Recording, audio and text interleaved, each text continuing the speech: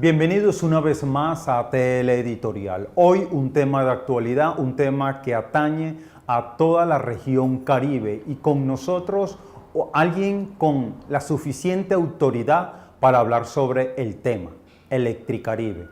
Ahora su intervención. Con nosotros el ex representante Juan Manuel Campo. Bienvenidos, representante.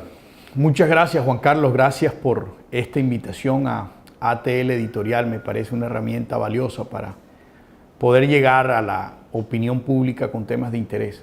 Bien, es importante también aclarar, porque al César lo que es del César. Con prueba vamos a demostrar algo. Voy a leer, permítame, representante, un pasaje o un artículo más bien del Universal, un diario nacional donde registra en el 3 de octubre del 2013 un artículo que lleva como título: Congresistas costeños piden intervenir a Electricaribe. Y voy a permitirme leer un párrafo donde dice: a la ocasión está invitado el gerente de Electricaribe, quien no se hizo presente, ocasionando la molestia de los congresistas promotores de la discusión. Uno de ellos, Juan Manuel Campo, el Jax, del Partido Conservador, solicitó al ministro de Minas de ese entonces, Amílcar Acosta, intervenir la empresa hasta hacerla entrar en cintura o se cambie de operador de servicio. Los diarios señalan que ya se empezaba a notar un malestar en la región Caribe, pero también mostraba que un pequeño grupo selecto que habían decidido enfrentar un pulpo económico como Electricaribe y decirle en su cara: está haciendo las cosas mal. Representante, ¿cómo algo que empezó a descubrirse en ese entonces pasó desapercibido frente al mismo ministro de Minas, que hoy lo vemos con mucha valentía, el doctor Amílcar Acosta, no sé por qué no antes, y al mismo gobierno nacional como sordos, ciegos y mudos frente a esta problemática que hoy día estalla con la intervención de esta empresa Electricaribe? Bueno, Juan Carlos, es un tema que en su momento no había sido agendado como un tema prioritario y de importancia nacional. Es un tema que no dejaba de ser un tema incómodo y de discusión en la provincia y en la región Caribe colombiana. Un tema que hasta ese momento se había logrado mantener, digamos que discretamente, en silencio, frente a autoridades nacionales, frente a organismos de control, frente a la opinión pública y a medios de comunicación nacionales que hoy siento todos contribuyeron para que la intervención llegara. El gran reto en el que algunos incursionamos fue hacer visible este tema en esa agenda nacional. Fue incluir la mala prestación del servicio de energía eléctrica en la costa Caribe colombiana dentro de los temas de discusión del Ministerio de Minas y del mismo presidente de la República, que en ocasiones posteriores a ello hizo algunas aseveraciones con relación a la necesidad de corregir este imperfecto negocio que funcionaba en favor de una empresa de capital extranjero. Ahí estuvo el tema, ahí comenzó todo. Sí. ¿Cómo logran ustedes enfrentar a una empresa tan poderosa como esta y pues pasar desapercibido aparentemente? Bueno, en principio fue bastante complejo y yo quisiera advertir que antes de lo que nosotros logramos hacer desde el Congreso de la República ya se habían hecho algunos debates que no habían trascendido mucho, y lo explico. Todo había llegado estrictamente hasta discusiones y debates en comisiones quintas de Senado y Cámara, pero nunca había trascendido a una discusión en plenaria ni de Cámara ni de Senado de la República. Es decir, no se había elevado al nivel que correspondía esa discusión y ese debate.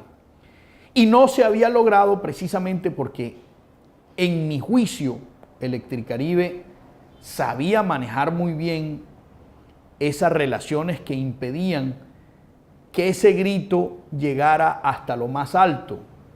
No quiero yo ser temerario, pero advierto, era una labor de lobby como muchas otras que se dan en el Congreso y que se dan en muchas otras instancias para tratar de manejar el tema de manera silenciosa y prudente, sin que eso incomodara a quienes intervenían y les favorecía la actividad y el negocio como se venía dando hasta el momento.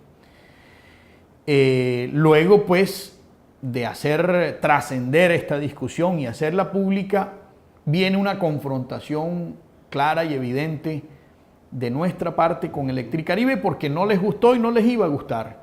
Pero finalmente el oficio nuestro era representar a una comunidad que de alguna manera veía en la composición del Congreso y en el Congreso una alternativa y una esperanza y una ilusión para ir mitigando algunas de las dificultades que se viven en provincia como esta.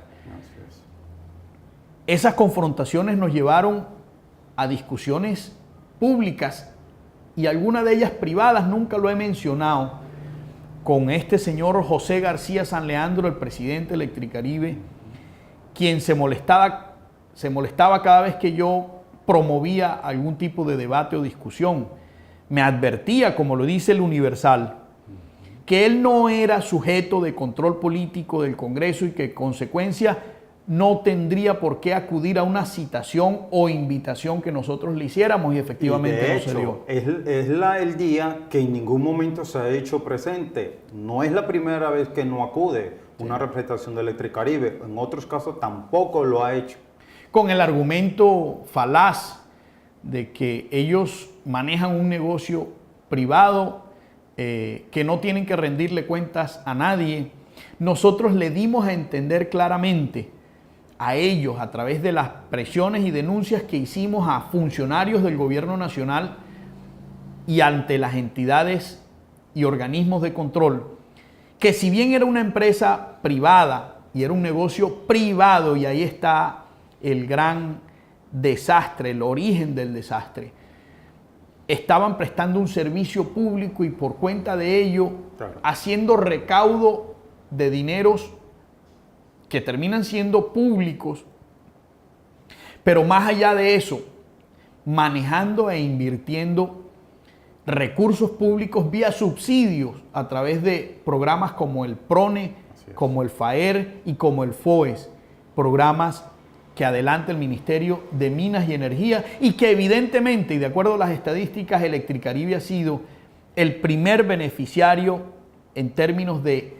recepción de subsidios comparado frente a los demás prestadores de servicio de energía en el concierto nacional. Entonces sí, efectivamente eran sujetos de control político, directa o indirectamente, y nosotros logramos que eso se pudiera materializar, ese control y ese estricto seguimiento a una mala prestación de servicio público.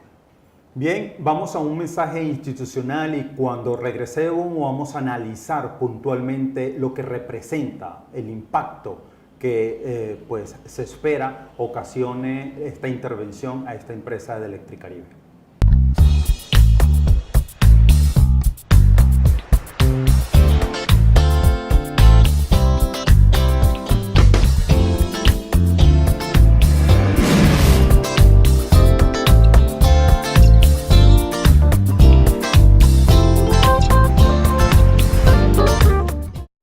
La cultura ciudadana, compromiso de todos. Bien, representante, vamos a analizar la intervención por parte del Superservicio a Electricaribe. Superservicio ha dicho, 1, inminente cesación de pago, motivo que los llevó a la inminente intervención de esta empresa. ¿Qué se debe entender por inminente cesación de pago?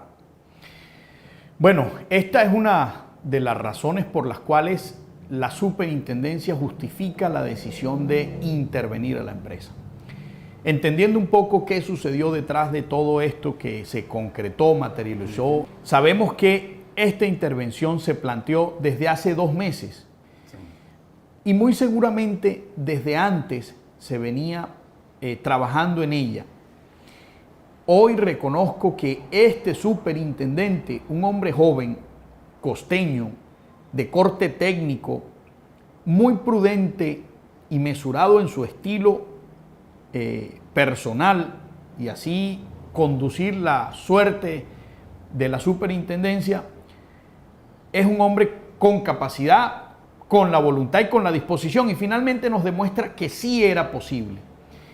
Tan era posible que desde su llegada a la superintendencia, luego de diagnósticos sobre diagnósticos de la situación del Caribe colombiano en materia de prestación de servicio de energía, advierte la necesidad y lidera al gobierno nacional, que para mí no había tenido la voluntad, el presidente de la República, ni los ministros que han pasado, los últimos 10 ministros, y no solamente es este gobierno, sino muchos gobiernos anteriores. Y de ahí la famosa frase de Juan Manuel Santos, el presidente, cuando dice que si no cambia, se va. Y por él nunca se hubiese ido. Así es.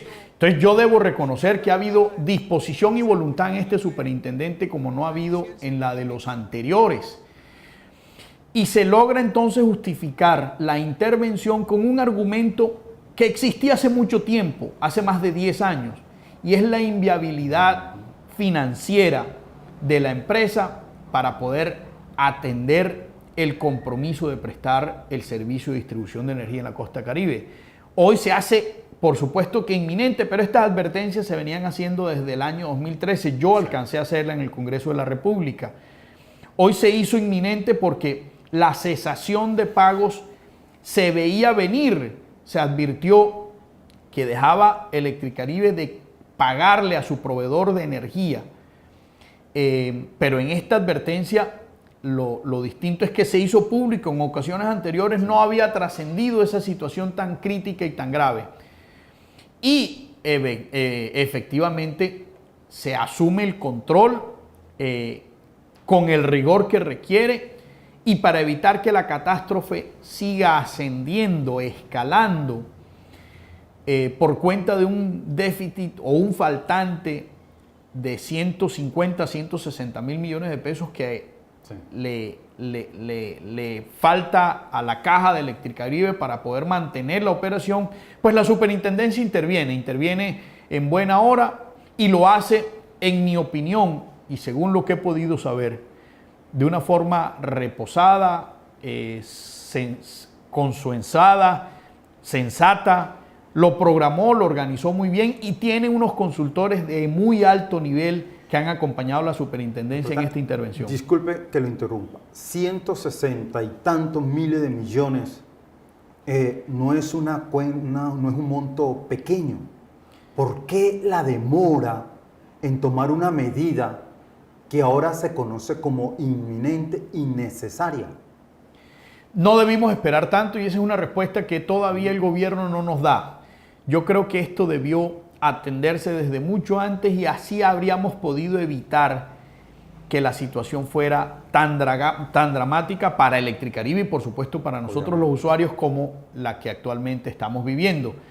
Yo insisto, faltaba voluntad política para actuar, para intervenir en medio de todas las peripecias y las marañas de Electricaribe para poder sostener en silencio ese grave y enorme error que estaba cometiendo en contra de los usuarios de la región Caribe colombiana.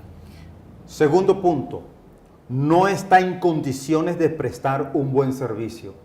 Dije yo, cuando escuché esto de gerente de Superservicio, descubrió que el agua mojaba. porque esto desde el 2012, 2013 ya se estaba cantando. No, desde antes, Juan Carlos. Imagínate. Recuerda tú que no fue en el 2012 cuando se hizo la primera denuncia. Fue en el 2012 cuando se pudo visibilizar el problema en el concierto nacional, pero desde antes percibíamos que había un muy mal servicio de prestación de energía en la costa caribe colombiana. Y esto termina siendo pues complemento de la primera razón por la cual interviene Electricaribe, la Superintendencia Electricaribe.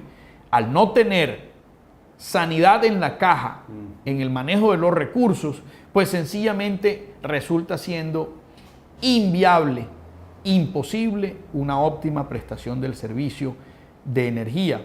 Pero esto se sabía, esto no es nuevo, también termina siendo una pregunta más que el gobierno nacional debe resolver, absolver a la comunidad del Caribe colombiano que tanto ha padecido por cuenta de estos errores de Electricaribe. Bien, este mensaje es muy importante para todos.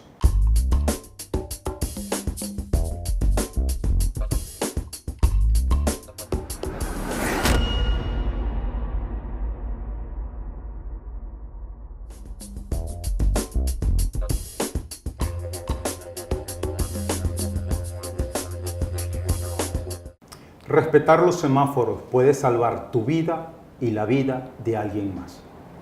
Todos debemos tener cultura ciudadana. Bien, regresando al tema, representante Juan Manuel Campo, ya se empiezan a escuchar críticas a todo este proceso de intervención a la empresa Electricaribe y se está planteando, o se cree más bien, que es una fachada que dibuja un salvavidas a esta empresa y no a soluciones concretas. Es una de las conclusiones luego de escuchar las declaraciones de altos directivos de Unión Fenosa, el mayoritario en la composición accionaria de Electricaribe. Ellos ayer, en un escueto comunicado que me parece hasta burlesco, una falta de respeto con la opinión, salieron a decir que era una intervención momentánea, circunstancial, que no duraría mucho y que ayudaría a resolver muchos de los problemas. Y ellos, vea usted, salen a ofrecer toda la colaboración a la superintendencia para que esta intervención resulte siendo exitosa. Entonces, yo quiero advertir, Juan Carlos, que esto no resulte siendo un plan de salvamento a Electricaribe. Resultaría siendo inaceptable para nosotros, los usuarios que hemos puesto nuestro padecimiento. Yo he visto empresas pequeñas y medianas quebrarse porque no han podido atender el exagerado y desmedido costo de las facturas que Electricaribe les pasa por concepto de prestación de servicios de energía o por ser objetos de fraude por parte de Electricaribe o por muchas otras razones que nos han llevado a esta crisis,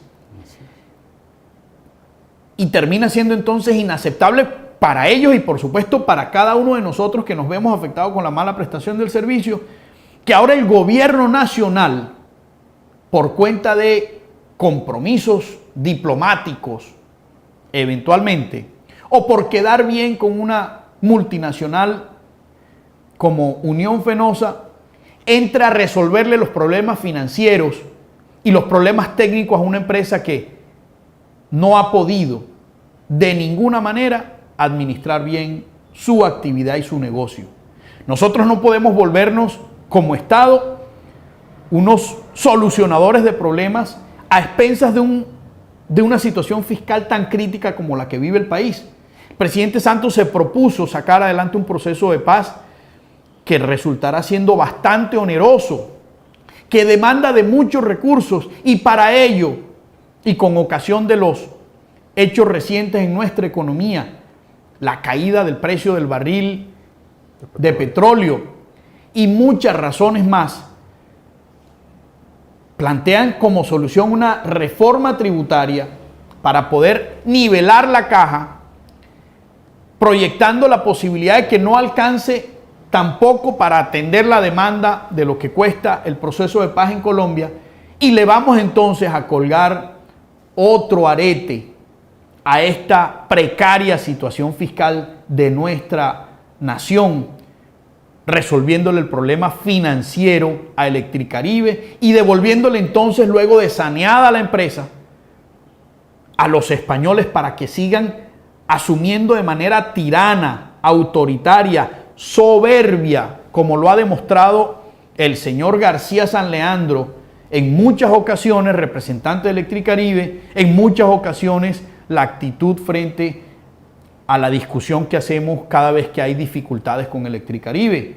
Yo creería que nosotros debemos advertir a la ciudadanía que esta intervención no nos debe conllevar a un plan de salvamento, sino a la liquidación de la empresa, dejar el tema ahí y buscar alternativas distintas que nos permitan a nosotros evolucionar y acceder a un mejor servicio de energía eléctrica.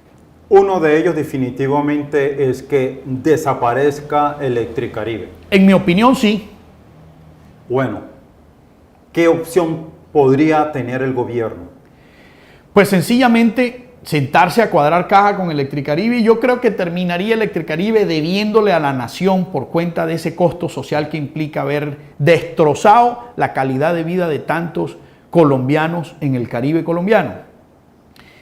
Cerrar esa negociación, cesar cualquier vínculo con esta empresa que demostró que es incapaz, y la discusión la podemos hacer a fondo y los casos son evidentemente claros y suficientes, y buscar que nosotros podamos dividir el circuito actual, es decir, que la costa Caribe no siga siendo ese monstruo enorme en el mercado de prestación del servicio de energía como lo es hoy en Colombia, sino que se divida en dos porciones y entren dos nuevos operadores, que los hay, que pudieran atender las dificultades de una manera mucho más racional, con competencias técnicas, financieras, pero también con competencias morales que Electricaribe evidentemente no las tiene. Bueno, televidentes, están las cartas sobre la mesa. Personalmente no me queda claro el actuar del gobierno tal cual como está planteada hasta el momento. Como el representante lo dice, esperamos que esto no sea una cortina de humo para salvaguardar los intereses de una multinacional extranjera por encima de los intereses y beneficios de los propios colombianos. Representante, gracias por acompañarnos, gracias por aceptar nuestra invitación, y pues ahí están sus televidentes también para que lo escuchen y pues bien, su recomendación. Hombre, Juan Carlos, muchas gracias por la ocasión y la oportunidad de dirigirme a la audiencia de ATL Editorial. Yo quiero hacerles finalmente una invitación, y es: hemos hecho una revolución a través de las redes que hoy se constituyen la herramienta más poderosa que pueda tener la opinión pública para manifestar inconformidades. Mantengamos firme nuestra determinación de no permitir que esto sea un plan de salvamento a una empresa que nos ha hecho sufrir en los últimos 15 años. Exijamos que esto sea un propósito intervencionista liquidatorio de una empresa que no da para más. Y exijamos al gobierno nacional, porque tenemos como exigir, es que nosotros sencillamente le damos vida a una empresa como esta pagando las facturas, que nos traigan unos nuevos operadores para poder nosotros tener tranquilidad, proyectar alegría, tranquilidad y felicidad, progreso en nuestra región, que sin energía definitivamente no hay ninguna posibilidad de subsistir progresivamente. Así es. Bien, televidentes, hasta otra próxima oportunidad en ATL Editorial.